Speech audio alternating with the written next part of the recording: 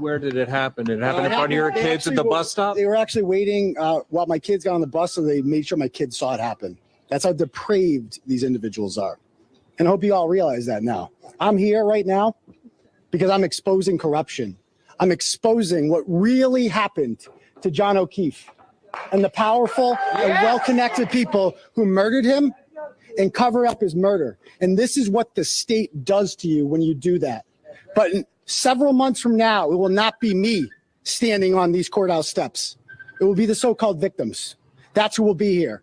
Because ultimately justice will prevail and truth will prevail, and they will never shut me up. They will never, ever, ever stop me from reporting the truth about what happened to John O'Keefe.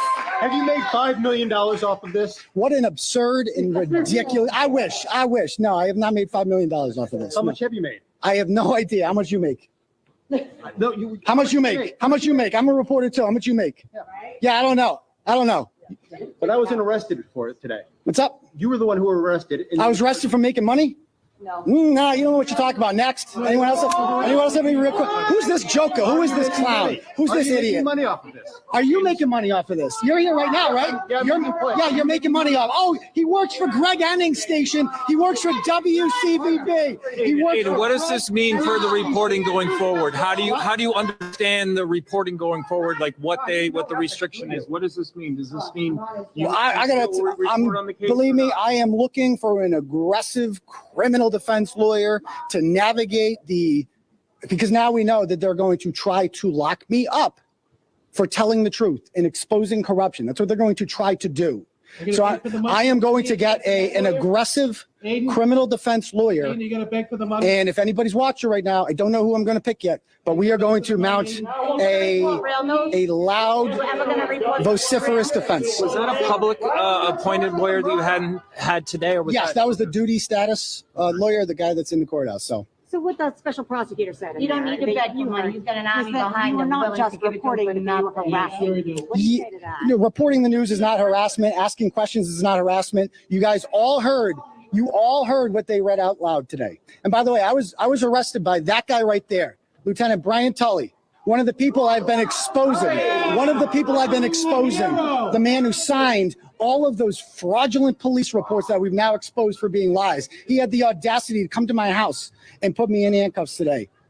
I'm not scared of him, and I will not be silenced, and I will be steadfast in keeping on with his mission to expose the real killers of John O'Keefe. Do they serve a search warrant in your house too? Yes. Okay, just wondering. Do you know what they grabbed from your house? Did they pull anything out? I have no idea. So, Are you going to do anything differently as far as your job? everything that you heard in that courtroom today is legal, protected opinion.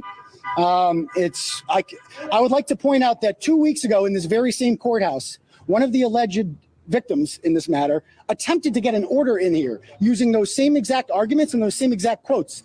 The judge denied it. The judge denied that order in this same exact courthouse 2 weeks ago. So what has changed? What facts of his case have changed? Absolutely nothing. This is a gross exercise of state power. This is what fascism looks like. And as journalists, we should all be concerned that this is what they do. They also told me that every single person who came to the peaceful protest rolling rally in Canton on July 22nd, one of the things that has led to these charges, every single person in there is now under investigation. Hundreds of innocent people are under investigation, and they cannot arrest us all. Maybe they can. Going in today, you mentioned something about a Ford SUV. Yeah, so a Ford Edge. According to Lucky Loughran, the man who plowed 34 Fairview Road that day, at 2:30 a.m., he drove by Brian Albert's house, and there was no body on the front lawn. He said he would have seen a body had it been there. We know this because he was interviewed by Trooper Yuri Buchanek and one of the alleged quote-unquote victims in this case. According to Mr. Loughran, 30 minutes later at 3 a.m., he noticed that a Ford Edge was parked outside directly where John O'Keefe's body would later be found. 2 months later, here we are. Nothing has been done to find out who was driving the Ford Edge that was parked next to where a dead Boston police officer was found. Nothing. And this is what they're wasting their time with. Me.